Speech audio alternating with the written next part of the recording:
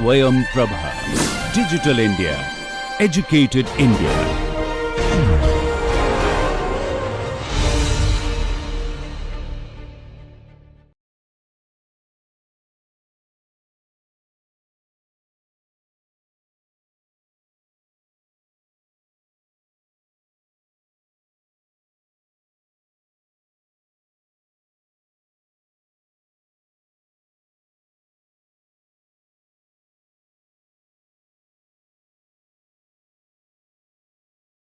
Models are being developed, what are the equations used, what are the governing equations, how they can be put into a modeling framework. Modeling can be analytical, can be numerical, however you would like to approach the problem.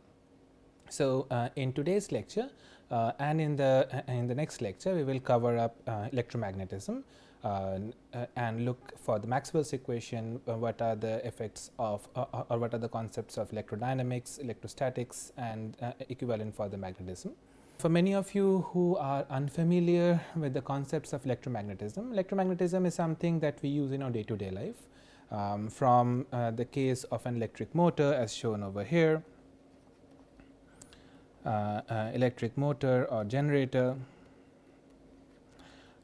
to an electric transformer that is used in your power line application,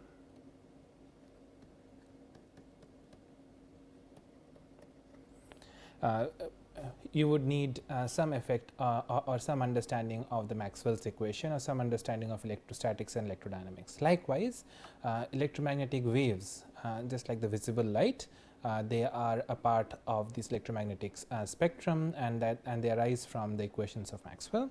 So, optics in some sense comes under the category of electromagnetism, and likewise some new principles that are being explored, and that is superconductivity. And superconductivity is not very new, it has been there for quite some time. But it is a concept which is now being adapted into some of the technologies we use in our day-to-day life. For example, the maglev or the levitating trains, which are the high-speed trains. So many of these applications we find that electromagnetism does touch our day-to-day life, and we would require to model them. For example, an electrical engineer working on electric motors would need to do it every day, in which there is an interaction between the electric fields and the magnetic fields. You would have to model the effects of permanent magnets and magnetic fields due to AC currents, and the resultant field due to a DC current, and so on. Therefore, an understanding of electromagnetism is crucial. This is not only from a mechanical engineering perspective, but in an engineering perspective in general. These concepts are being used. Many of the research nowadays also involve magnetism. For example, the rotation of the earth and the earth's magnetic field, its effect on the flow of oceans, on the flow of plasma.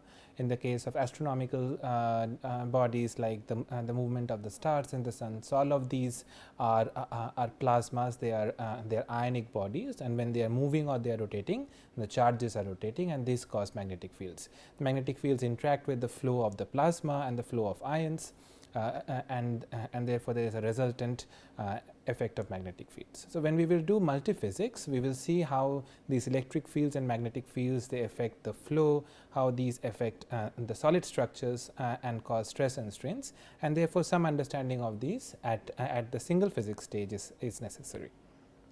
So, we will start with the most fundamental equations of physics, and that is a Maxwell's equation. So, Maxwell's equation was determined or was established as an ensemble of 4 equations by James Clerk Maxwell. These equations existed before Maxwell's time. So, we have our Gauss's law, Faraday's law, and Ampere's law were derived or determined before Maxwell before Maxwell's era.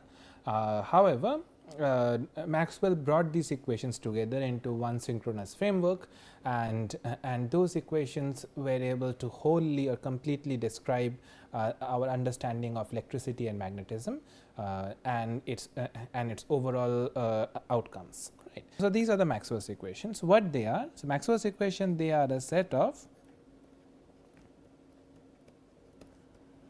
partial differential equations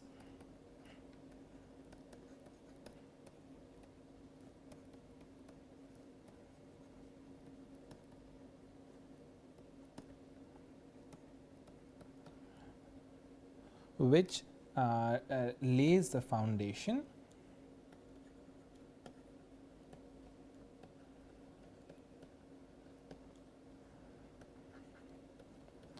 of classical electromagnetism.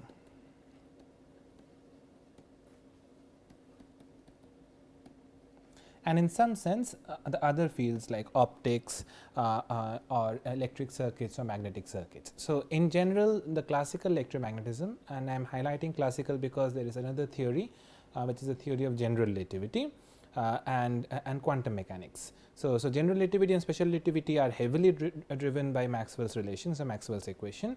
However, quantum mechanics slightly deviates from the theory, and there are certain clashes between the two theories, due to which they are difficult to be brought together into one synchronous equation. Right. So, the Maxwell's equation are the fundamentals of foundation. So, we can say that the Maxwell's equation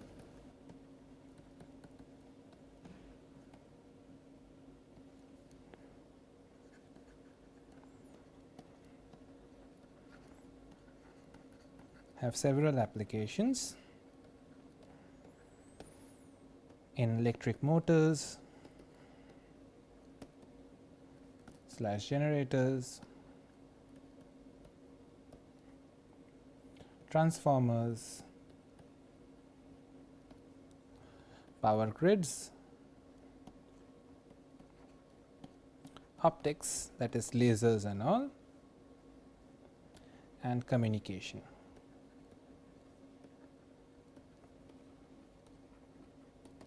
Okay. So, Maxwell's equations are extremely relevant in all of them. There are 4 equations, as I have talked about. Let us see them in SI unit. So, in SI unit, the equations are, the first one is our Gauss law, or also called the Gauss law of electrostatics. We will write both the integral form and the differential form. So, it is integral over surface electric field dot with the surface normal ds is equals to 1 by epsilon naught integration over volume the charge density times the volume V, where E is the electric field, rho is the charge density, epsilon naught is the absolute permittivity of free space. The differential form for this will be the divergence of the electric field is equals to the charge density divided by epsilon naught. The second one is the Gauss law for magnetism.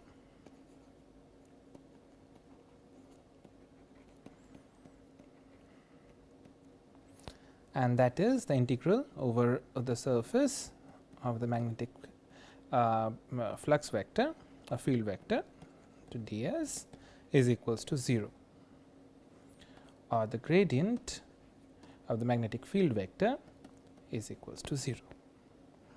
The third one is the Maxwell Faraday's equation, also just the Faraday's equation of induction,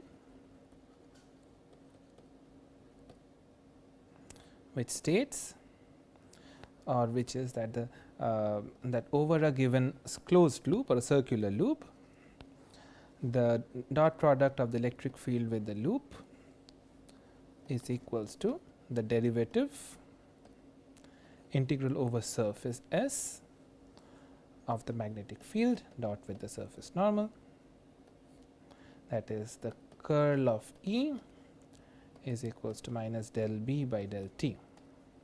And the fourth law, the last law, is the Maxwell's updated Ampere's law, the Maxwell Ampere's law.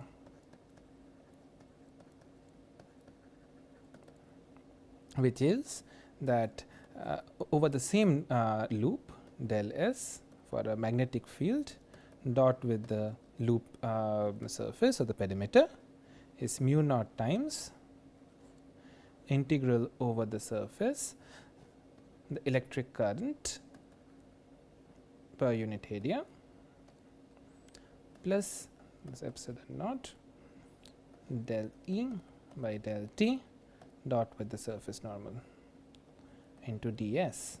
And if we write this in our differential form, then del cross B is equals to mu naught j vector plus epsilon naught del E vector by del T. Okay. So, now we have written the 4 Maxwell's equation. These are fundamental equations of nature. They are derived from the understanding of how electricity and magnetism behaves. The first equation, we will go over each equation in depth in this lecture and the subsequent lecture. So, the Gauss law has a significance. It says that the net charge that is stored in a given body, it gives the electric field or the electric potential. So, del dot E is the divergence of the electric field, that how much electric field is emanating out from an enclosed body.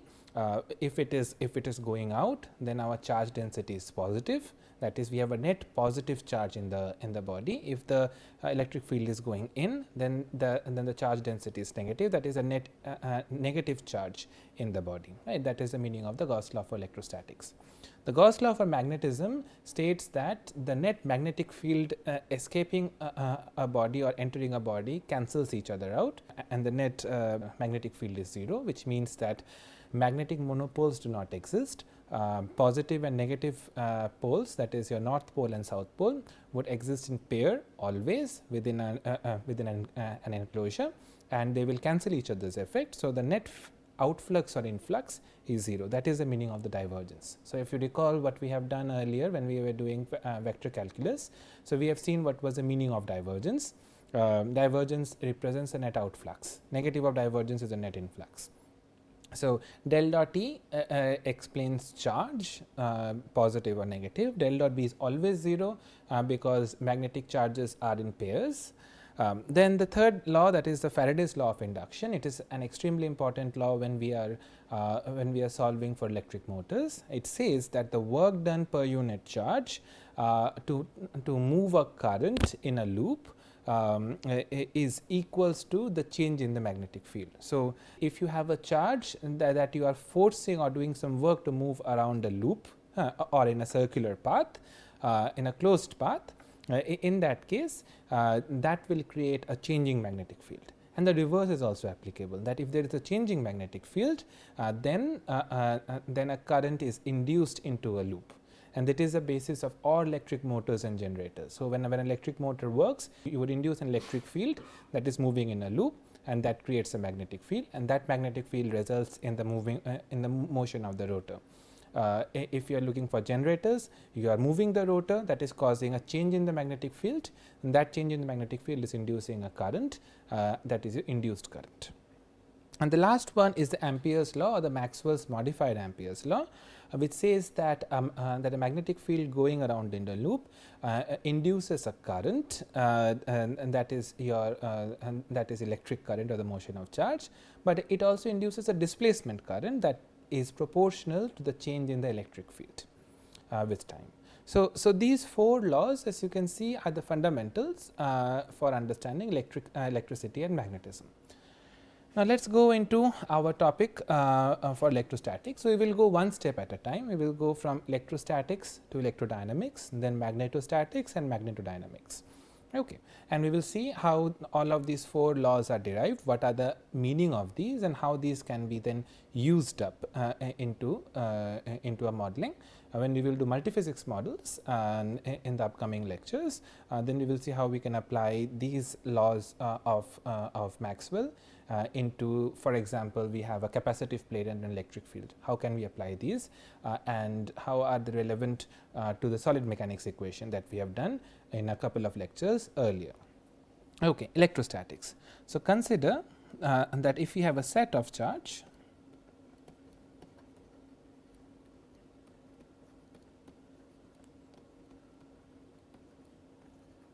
source charges, say q of I, and a test charge, say capital Q, we can establish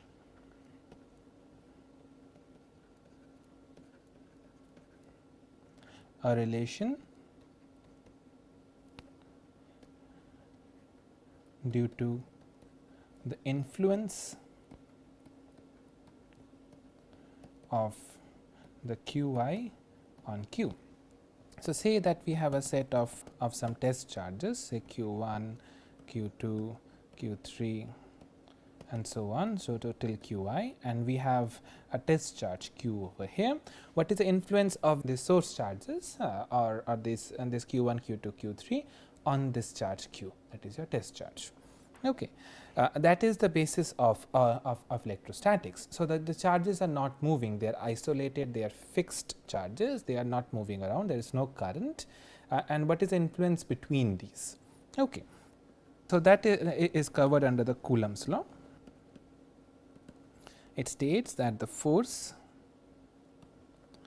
on a test charge due to a source charge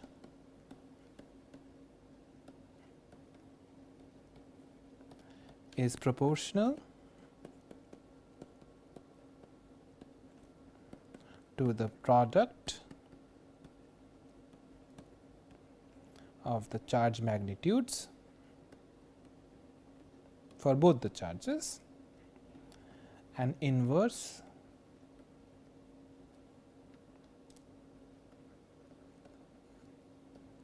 related to the radius or the distance between them, and the square of it. Okay. So, we have Fe therefore is equals to 1 by 4 pi epsilon naught Q1 Q2 over R square between 1 and 2 R cap 1 to dr. Say that this is your source charge Q1 and this is your test charge Q2. The distance between them is R12 vector, which is equals to R1 vector minus R2 vector. Then you can find out what is the force that is acting on 2 due to 1 and on 1 due to 2, right, based upon the R vector. So, the direction will be along the R12 vector. Okay. What is epsilon naught? Epsilon naught is the absolute permittivity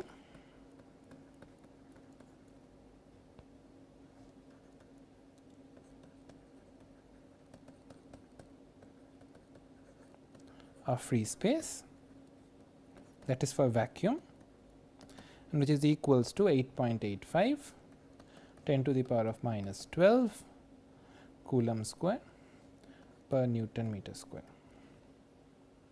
Okay. And R vector 1 2 is equals to R1 vector minus R2 vector. Okay. So, that is the force that is acting between the two charged particles. Now, considering an ensemble of charges,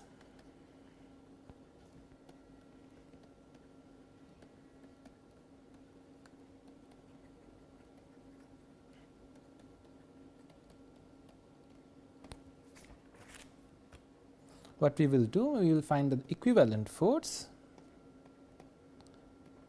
I am writing a subscript E because it is an electric force, is equals to summation j is equals to 1 to n, j is equals to I equals to 1 to n, I naught equals to j, electric force I j, which you can where your this electric force is equals to 1 by 4 pi epsilon naught of q I q j r I j square r I j cap. Okay. So, what it means is that if you have say this is your control volume, and within this control volume you have a set of particles, say n number of particles. How would each of these particles, say 1, 2, 3, 4, 5, 6, 7, right. So, how would one behave with 2, 1 with 5, 1 with 3, 1 with 4 and so on, right. So, how would each force act on the other particle and likewise, right. So, what will be the net resultant force on all of these particles, and that is what we are doing. I naught equals to j because the same particle cannot exert a force on itself. In that case, the radius will become 0 and your equation will not be justified, right. So, it will blow up. All right. So, that we can find out. If you just want to find out what is the effect of one particle's force on an ensemble, that too we can find out, and that is where the concept of electric field comes in. If you look what an electric field is, and considering that there are several particles,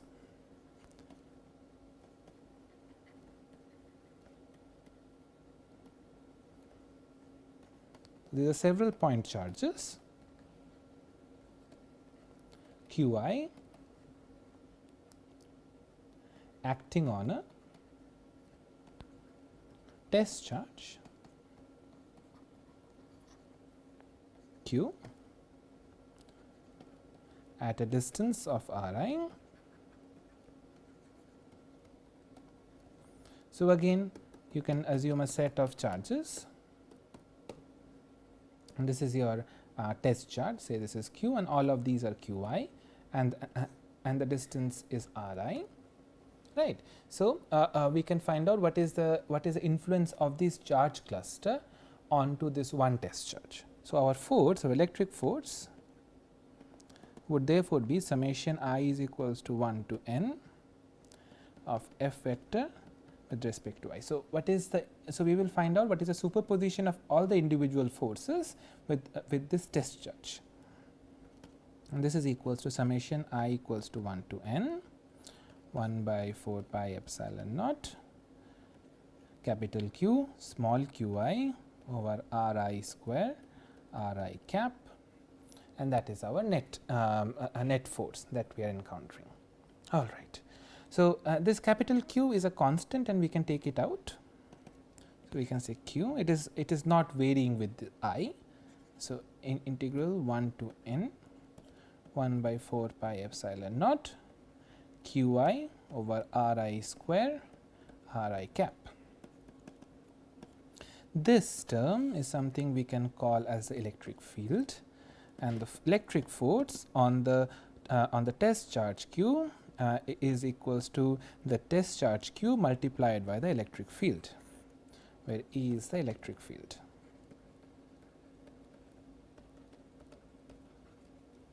Okay, electric field vector.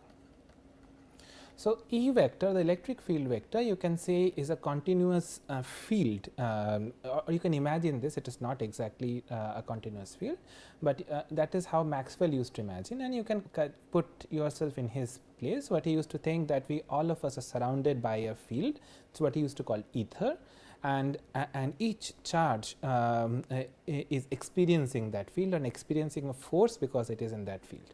So, you can say that it is like an ocean, and in the ocean each point, say you are a boat in an ocean, and the waves of the ocean is causing the boat to move back and forth.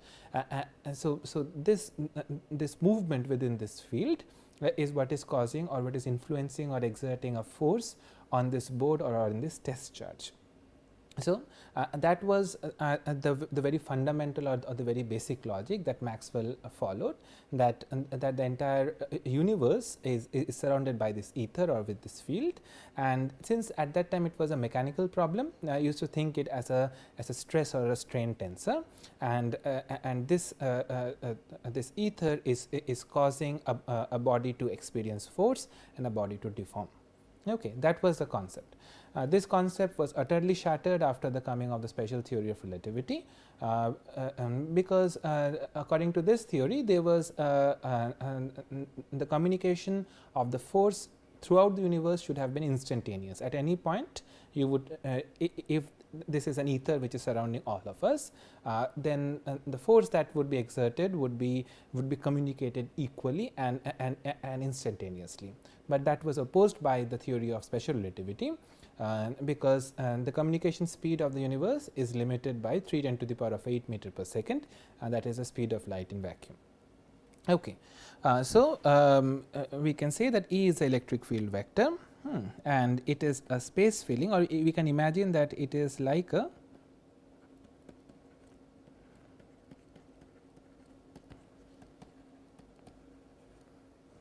space filling entity or ether that exerts a force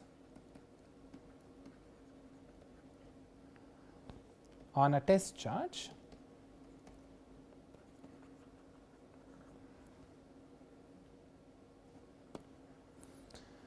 Okay, now this theory of something which is uniformly spread out and is exerting a force is also called the field theory.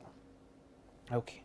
If that concept is clear or is understandable, then we can see an effect of a continuous charge distribution. So, consider a continuous charge distribution.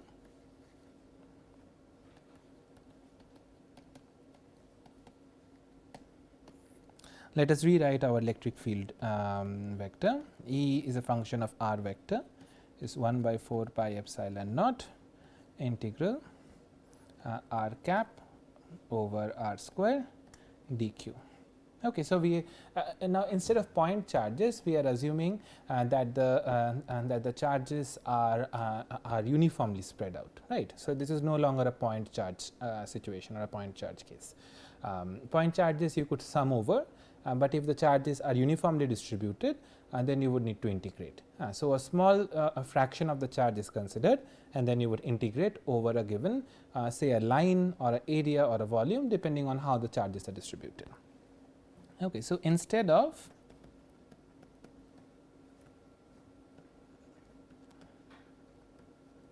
several point charges,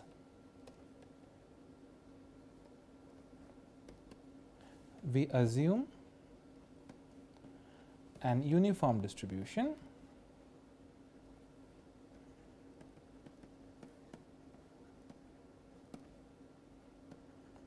of the source charge. Now, this distribution, it can be linear, it can be areal, it can be volumetric, right. So, for a linear distribution, we could say that dq is equals to lambda dl. For an areal distribution, we can say that dq is equals to sigma dA, and for a volumetric distribution, we can say that dq equals to rho dV, right.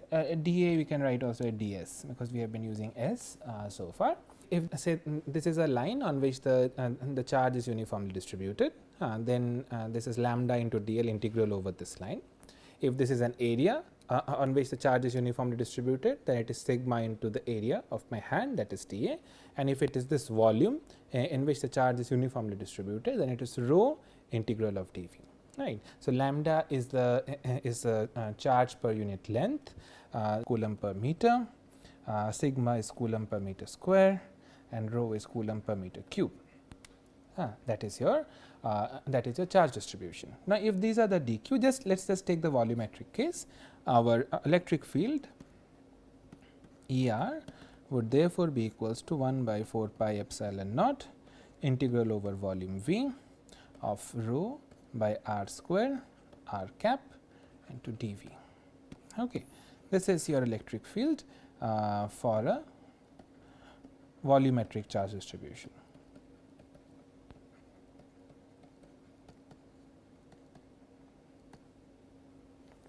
Right, that makes sense. So, you take a sphere, or you could take up any volume, and you have the charge uniformly distributed within the sphere, and the net electric field will be an integration of the charge density divided by r square into r cap into dV, and we multiply the constant, that is 1 by 4 pi epsilon naught. Okay. Now, let us consider what are field lines and what is an electric flux. If you remember, or if you have not seen those lectures, then I would request you to go back to our original first 5 lectures, in which we have looked at vector calculus, especially lecture 2, which we have covered the concepts of vector calculus. So, we have taken a vector which was called the radial vector. So, just for a reminder, so a radial vector was defined as r vector, capital R or small r, let us take small r, was equals to x I E I cap by Einstein summation notation. That will be x1 E1 cap plus x2 E2 cap plus x3 E3 cap. So, what this vector is, that there is it originates from a point at the origin, and it gradually increases in magnitude as you go away from this.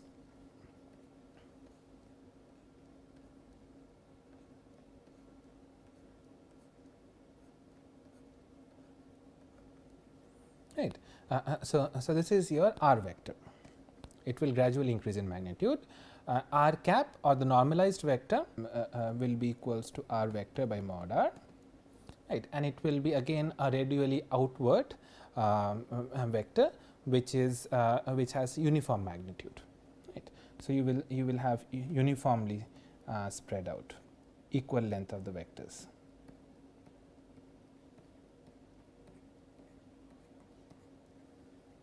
Okay. Now, if you look at the electric field again, so our electric field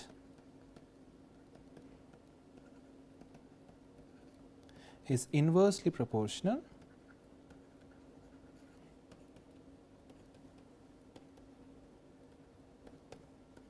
to R square.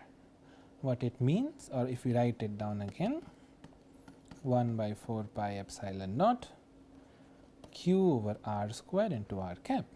So, it is, although it is it's a radially outward field, but the magnitude goes by 1 by R square term, which means that that the length will decay by a power law.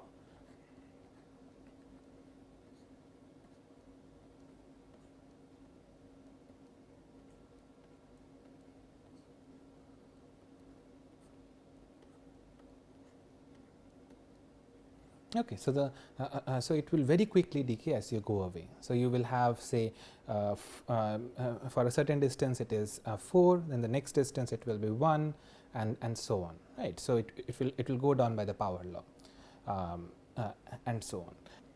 This effect of a decaying field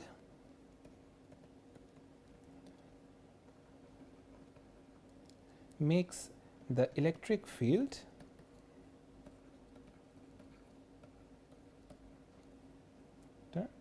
localized. What is the localization of field? Localization of field is that the field cannot be influenced everywhere. It is localized to a certain point, and because it decays by R square, right. So, it will be very large near a charged particle, but as you move away from the charged particle, the field will decay very quickly, and you will not experience that field up to the same magnitude or the same effect. Now, the charge values are also very small, the distances are also small. In that case, for this small distances, we can experience this field. I will give you a very practical example of this electric field and this electric charge. Say I am touching my hand with this pen, right. So, this pen does not actually touch my hand at the atomic scale. At the atomic scale, the outer electrons of the atoms on my hand will repel the outer electrons of this pen, right, and that repulsion based upon the force I am acting creates a deformation, and that is the fundamental of solid mechanics.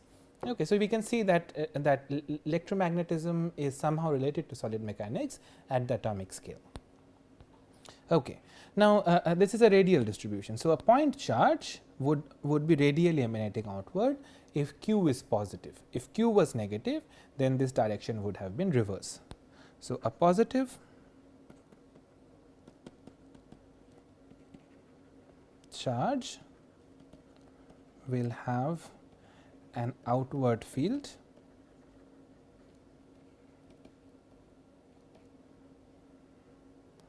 and a negative charge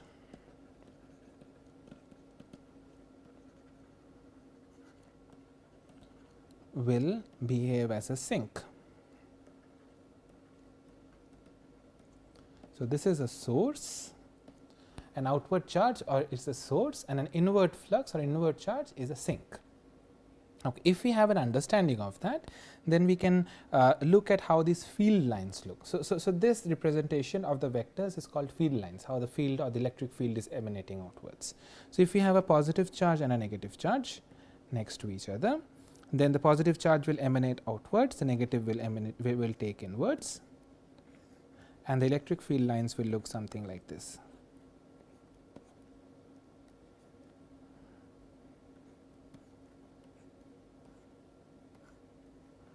Right. If you have two positive charges, then both of them will be emanating outward. If they are of the same strength, then it will be asymptotic at the center.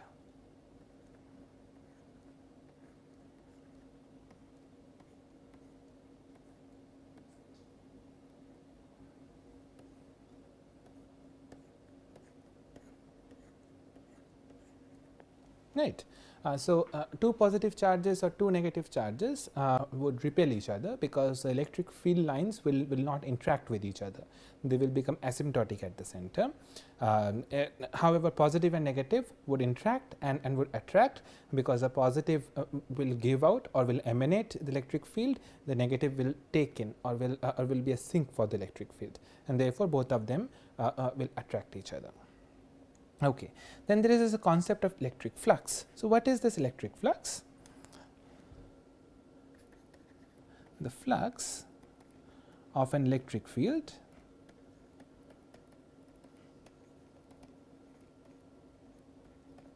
E vector through a surface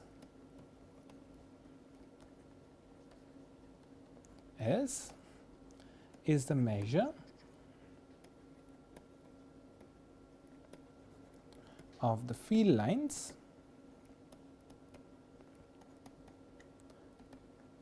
passing through the surface. So, say that we have this surface, the normal vector is this, and we have this electric field. So, how much electric field is passing through this surface? This is an E vector through this surface will give us the measure of the electric flux. So, the electric flux is a scalar by phi. Phi of E is integration over this surface of E cap dot with the surface normal into ds. So, this becomes our electric flux. So, flux through a closed surface any closed surface, it can be a sphere, it can be a cube, it can be a prism, it can be an arbitrary shape. As long as it is a closed surface, and the flux through either going out or getting in is the measure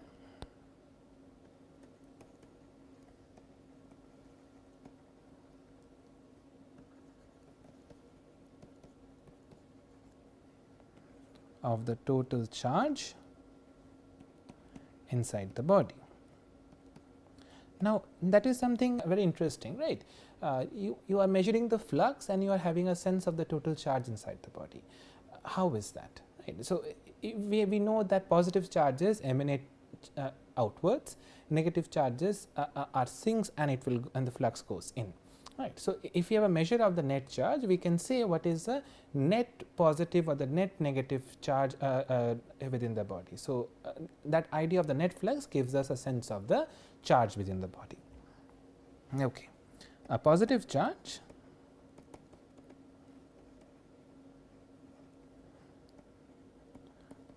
would either pass through a surface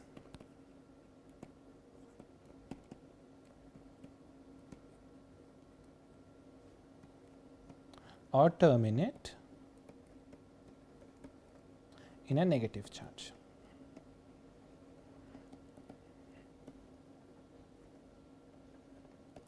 And this is the essence of the Gauss law of electrostatics. Right. So, your charges, they are emanating outwards, you have a sense of that the body has a net positive charge. If you are seeing that no flux is getting in and out, that means that all the charges have cancelled out each other and the net charge distribution is 0. If the electric field is moving inwards, then we know that the body has a net negative charge. Okay. So, so then we can try to derive our understanding of the Gauss law for electrostatics. So, let us take our electric field and our electric flux, that is integration over the surface E vector dot n cap into ds, and let us take a circular or a spherical body. If it is a spherical body, then integration over the surface is 1 by 4 pi epsilon naught into q over r square r cap, and this is r square of sin theta d theta into d phi into r cap. This is a dot. That is what we are doing. Our normal vector integration of the surface, that is the surface normal derivative is this. This is your ds vector and this is your E vector. So, your E dot ds is what we are finding, and that is our net surface flux, that is of E, small e. Okay. So, let us see what this is. If you do this integration over a given surface, you integrate for the radius for a given radius, and you can integrate and for the theta for a sphere and theta and phi, the output that you will get is q over epsilon naught, okay, with this integration. Now, suppose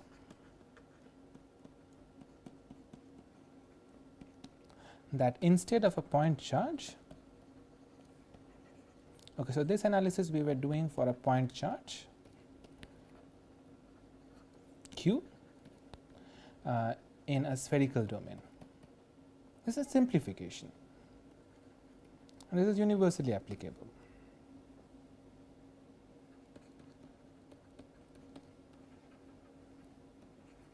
Single point charge, we have a charge distribution.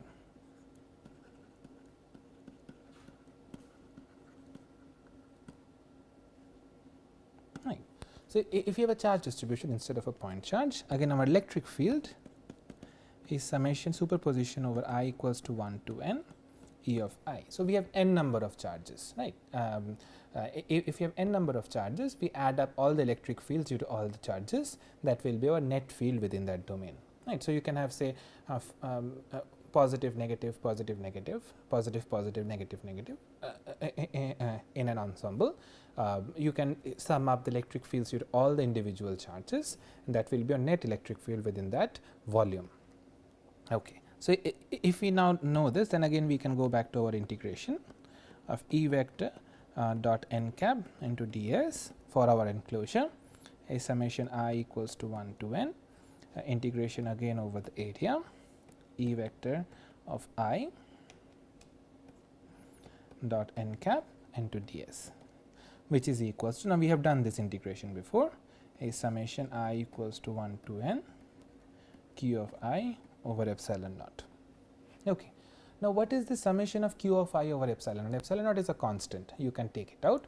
The summation of a q of I is a net charge enclosed. All right. Now, what is this net charged enclosed? If this we have been doing it for a distributed charge.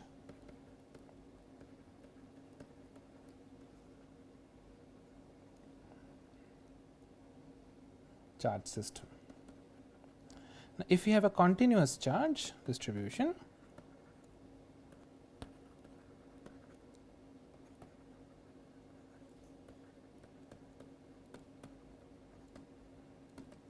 what we will get is that this q enclosure is integration over volume V rho into dV, where rho is our charge density and V is the volume enclosed.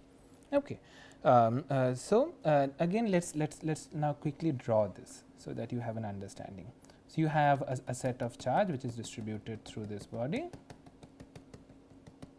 Right. This is bound by a surface del V equals to S, this is the volume V. All of these charges is distributed in a volumetric density having density of rho. So, rho is the charge density, not the mass density, right. Please remember that. This unit is coulomb per meter cube. Okay. The net charge enclosed is rho dV.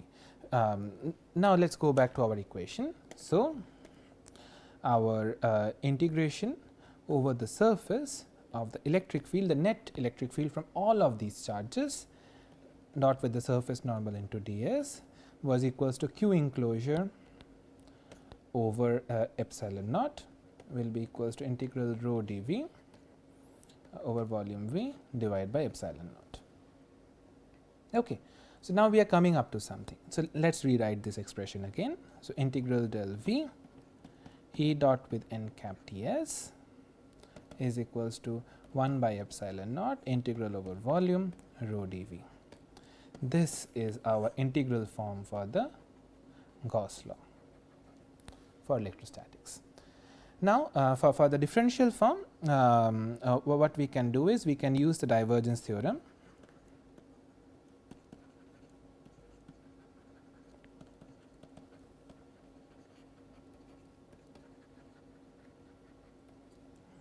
and we can say that del V equals to E dot n cap ds. We can convert the surface integral to a volumetric integral by taking the divergence of the vector, that is E vector, into dV. If we substitute this back into our equation and take everything to one side, then we get integral over volume V del dot E vector minus rho over epsilon naught dV is equals to 0, and for any arbitrary volume, just like we have been using so long, the same thing, that it should be any arbitrary volume, then the integrand should be 0. That del dot E vector is equal minus rho naught equals to 0, and we get our differential form for the Gauss law. Okay. Now, if you want to take the effect of a loop or a path, okay, so this is for a volume. So, we have a volume, we have the charge distributed within this volume, and we have seen that the divergence means the net outflux. So, the net outflux of the electric field is equals to the positive charge density divided by the epsilon naught. Okay. Now, what is the path independence, or whether an electric field is path independent or not? That is something we should also check. Whether we have a closed loop or our body is a closed loop, then the electric field effect over this closed loop from point A to B we can find out. Okay. So, what we do is we take a curl of the electric field vector for a point charge at origin. Okay. So, E vector was equals to 1 by 4 pi epsilon naught. We are coming back to the same formula again and again. What we are doing is we are taking an integral of A to B of E vector dot dl vector is equals to integration from A to B. E vector is 1 by 4 pi epsilon naught q over r square into r cap into dr. Okay. So, we have a so we can take that that there is this closed loop, we have this point A and we have this point B. So, we are going from A to B, say by the top part or by the bottom path. We are taking we take a dot of this electric field due to this point charge. So, say there is a point charge somewhere, say this is our origin, and we have a point charge q at the origin, and it is emanating an electric field. Now, we take from point A to B through a path. Is it path dependent? No, of course not, right. So, and the value that you will get from here will be equals to 1 by 4 pi epsilon naught q of 1 by r a minus 1 by r b. It does not matter what path it takes for the charge to go. Why are we doing this again? So, say that you have a capital test charge q at point A, and you are moving this q through this path all the way up to point B, or you are moving it through this path 1, or you are moving this q through this path 2 all the way up to point B. So, in both the cases, you will find out that the net work done or the net force exerted by q is the same, and it does not depend whether you are going by path A or by path B, as long as the 2 points are fixed in space. Okay. Now, for a closed path,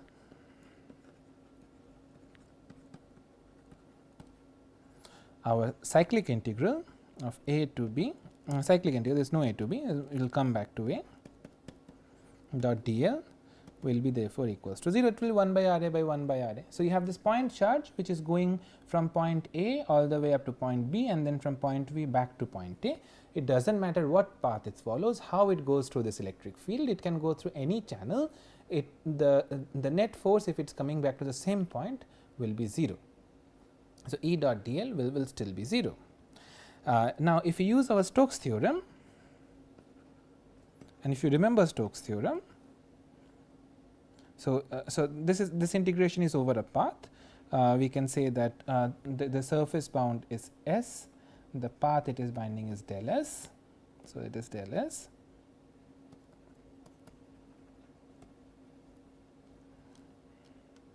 Stokes theorem, we get that integration del S of E dot dl will be equals to over the surface S del cross E into ds, dot with the surface normal of course, into ds. That is our Stokes theorem. So, we can replace this into our equation.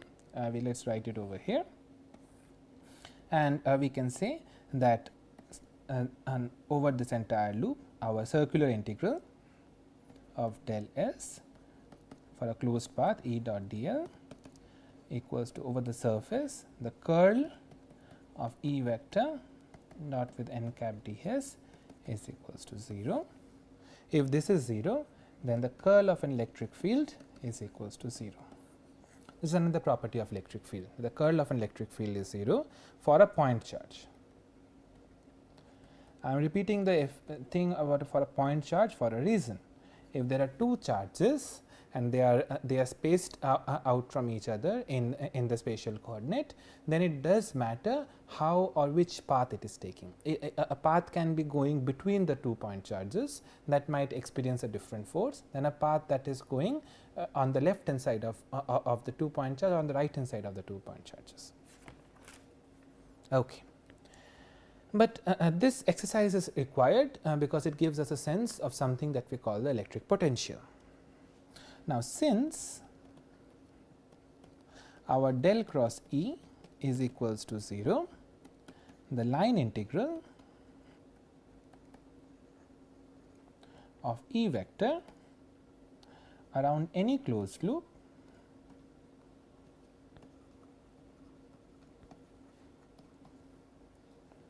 is 0. Right. So, it does not matter whatever closed loop you do, and this means that the line integral that so the line integral of E vector between points A and B is path independent. That is what we have established. Again, this is for a point charge. Everything, the assumption is a point charge. So, let us draw it again. Let us say that this is our point A and this is our point B. We are going by path 1 or path 2, it does not matter. Whichever path you can follow, if you are going between point A to point B, you will be able to get the integral over E dl should be the same. If that is the case, then we can define a quantity which is called the electric potential. The electric potential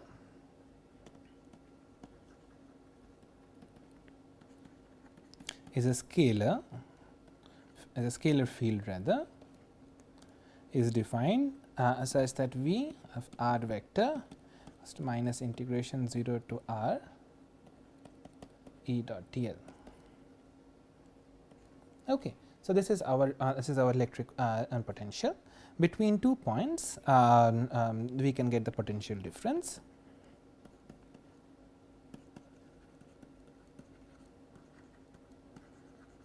Between points A and B, therefore, V B minus V A is equals to minus 0 to B E dl minus of minus 0 to A E dl, and this will be equals to integration from A to B E dl. Right. V B minus V A can also be written as an integration from A to B, the gradient of the V vector into dot with dl. Right. So, V B minus V A is always the integration of the gradient. The gradient is the slope. Integration of the slope is the difference between the 2 points. So, the gradient of V dot dl over point A to B is equals to V B minus V A, and that is also equals to E dl. If these two are equated, then we can say that the gradient of V vector is equals to minus E vector. So, the gradient of the V scalar is equals to E vector, or the gradient of the electric potential is equals to negative of electric field. That makes sense, right? So this is our concept. Again, if you remember from lecture 2 and lecture 3, we have seen that if a scalar field, the gradient of the scalar field is equals to a vector field, and then that vector field is called a gradient field. So E is a gradient field.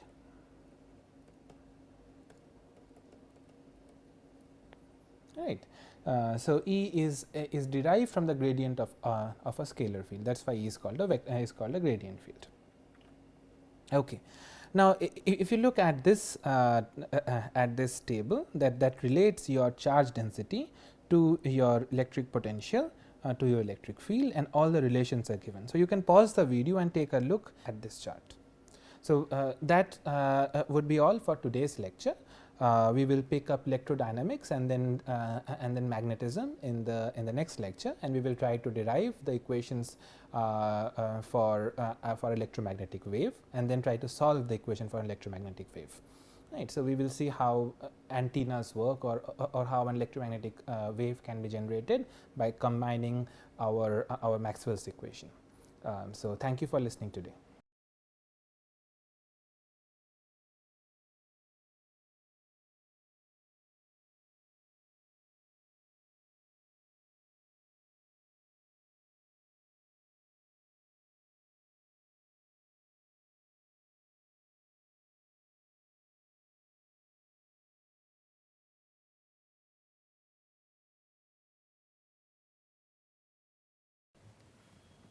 Understanding oneself, understanding others, understanding society at large, understanding the nature, these are all driven by basic human curiosity.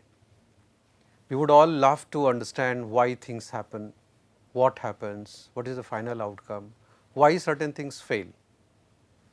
These are all exercises that we perform in various domains of knowledge. Therefore, knowledge in various domains, you would realize they are actually social artifacts. They have to be rooted into historical perspective, they have to be culturally salient, and there would be socio-political reasons behind this. Whether you talk with respect to engineering sciences, whether you talk with respect to physical sciences, biological sciences, social sciences, that is the reason why humanities and social sciences should be understood by all of us. The knowledge that is segregated, that is divided with respect to areas, specializations, all of them needs to be understood in its context. And what provides the context? It is the social reality. How do you correlate knowledge in a given domain with the cultural reality, with the social reality, with the socio-political compulsions? Okay, how do you understand the law of nature, okay, in its totality? And for doing that, you require the understanding of humanities and social sciences. Say for instance, if you are trying to understand the effect of a particular bacteria, a virus, any microbe, how it affects behavior, how it affects the organism, human being, you start looking at it from a pure biological point of view. If you are trying to look at a particular type of a wavelength, say for example, you are emphasizing on the understanding of the effect of radiation on human life, you are looking at things from a physical point of view. You are looking at the corresponding changes inside the body, you are looking at the physiological side of the understanding of the information. You are trying to understand why, despite knowing the risk that is inbuilt in the process, why still human beings engage into it. You are looking at it from a pure behavioral point of view. Why society at large admire things which has full of risk. You are trying to understand things from a pure sociological point of view. Why people use particular set of words to explain those experiences. You are trying to understand things from the linguistic point of view. So, there are a whole lot of things, and then finally, you try to combine all of them to say that what are the guiding principles in life. Then you say you are looking at life, you are looking at humanity from a pure philosophical point of view. And this is what social sciences courses provide you. They provide the context to you in which you would be finally positioning the understanding of the knowledge in any given domain. It could be engineering, it could be sciences, it could be medical sciences, it could be social sciences stuff, it could be humanities stuff. So, contextualizing the knowledge is what humanities social science courses help you obtain.